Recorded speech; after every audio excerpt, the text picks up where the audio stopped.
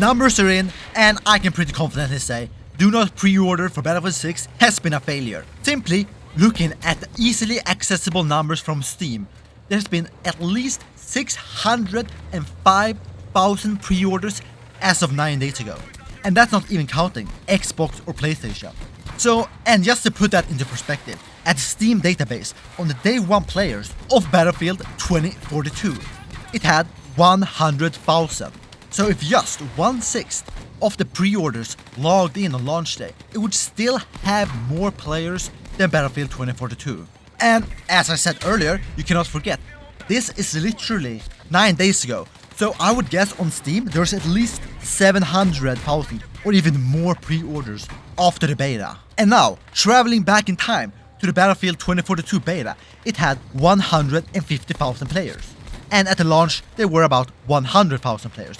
So about 2/3 bought the game. If we assume the exact same numbers and nothing has changed since the Battlefield 6 to Battlefield 2042, I mean the opposite, the exact same percentage of the players who played the beta bought the game, you could pretty easily guess on PC there will be at least 350,000 players on launch day, which is triple the amount than Battlefield 2042.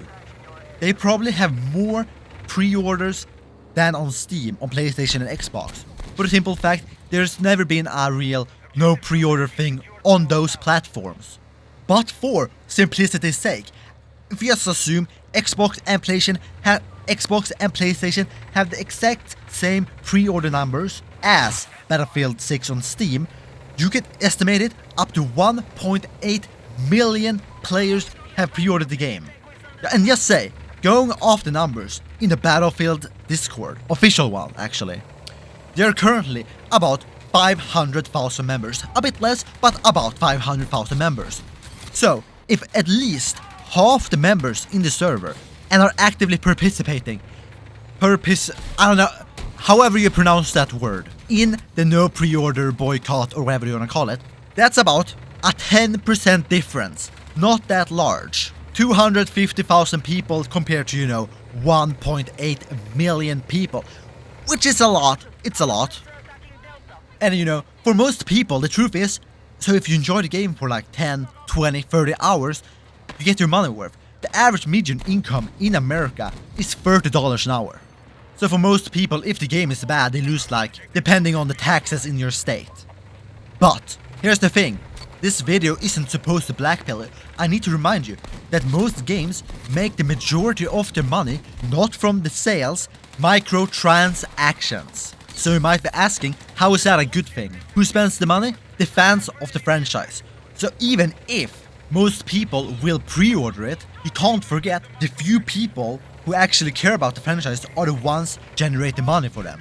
So what I'm recommending, or what I'm telling you to do now, and what is more important, is telling the developers what you want before pre-ordering. Like me personally, I'm not gonna buy the game unless they show the server browser. I'm not gonna buy it. Or actually display a functioning good server browser.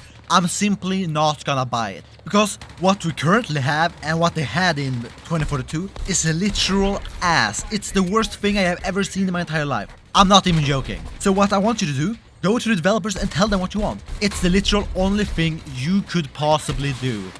And I'm gonna give you a small list of things a lot of players want. And if I missed anything, comment down below.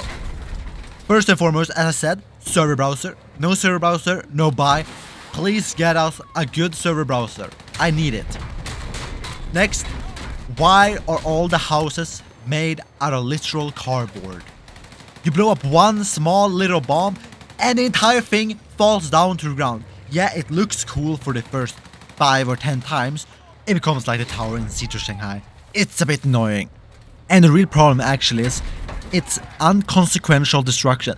It doesn't matter if this random ass wall gets blown up, because there's no one who will ever go there either way. The only actual consequential destruction in any of the maps is the C point in. You can pretty much blow out all the floors and all the walls, which actually changes the flow of the map. But most of these buildings are just blown up because they look cool, so I think they should just turn it down a bit. But that's one suggestion. Write what you think they should change in the game in the comments and like the video if you like the video.